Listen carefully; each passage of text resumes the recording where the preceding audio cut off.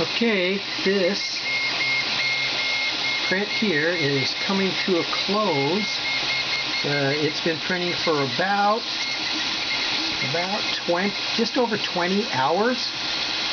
If I were to print the entire thing, it would not have fit. If I would have printed the base plus the head plus the body, it would have been way over the cross rail here.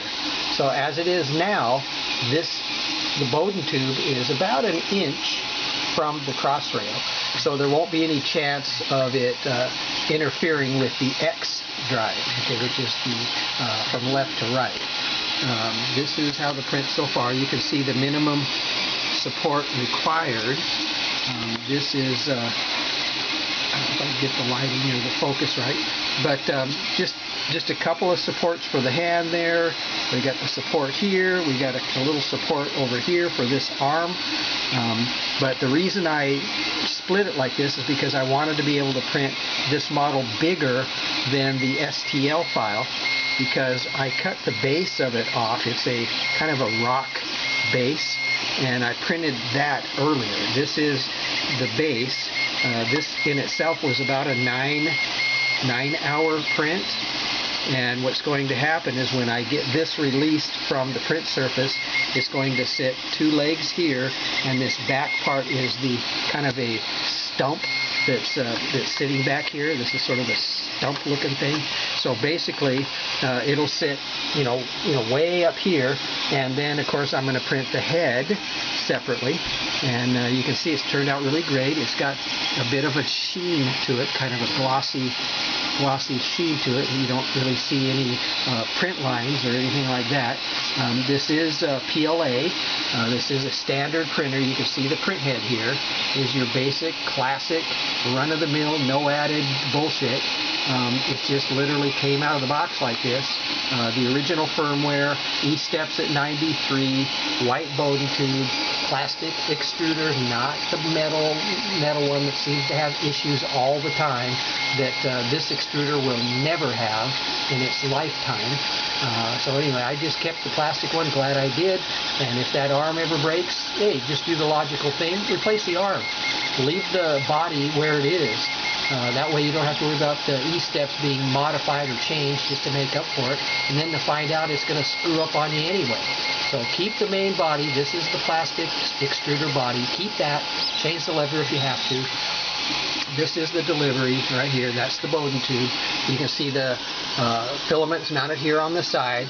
We've got about a 1/2 inch here that we could raise it, but we got about, I don't know, I would say about just over 2 inches right here. Plenty of space between here and there. This will hit long before this gets even close. So people say, oh geez, your gantry's going to hit this. Well, I'm not worried about that. This is what I'm looking at right now, okay? So we're doing a print right here, and it's been modified so that it will print on an ENDER 3. Like I said, I did this portion earlier. It's done. This is the lower part of the legs. I don't know if you can see that here, but it's hard to see. But I also wanted to show that's also pretty important to my printing setup, is not only is this a flat surface, it's flat, it's known to be flat, so I don't have to worry about an electronic gizmo here calibrating or setting up auto leveling, which is useless, because this is a flat surface. There's nothing to compensate for. Even if you had that, it wouldn't have anything to compensate for anyway. So start off with a flat surface, tram the bed, as everybody has done for years, the old school tramming tool, piece of paper. Don't let anybody talk you out of that, because look at this. This printed great. I've done well over 3,900 STL files printed, doing it this way. No electronic bullshit here stuck to the side, because you add weight. You're just going to be adding weight. You don't want direct drive on here. It's just not required, because this is PLA. It's being delivered here through the Bowden setup, which works fine, works perfect as it was designed. Once you have that set up right, you don't need any of this other crap. So if you're printing something other than PLA or PETG or even ABS, I printed ABS on this printer, no issue. Okay, so basically this is my printer setup. It's a non-heated bed. I don't know if you can see that. This is the set point. 0 is the set point for the bed. The nozzle in this case is at 220. So that again, a non-heated bed.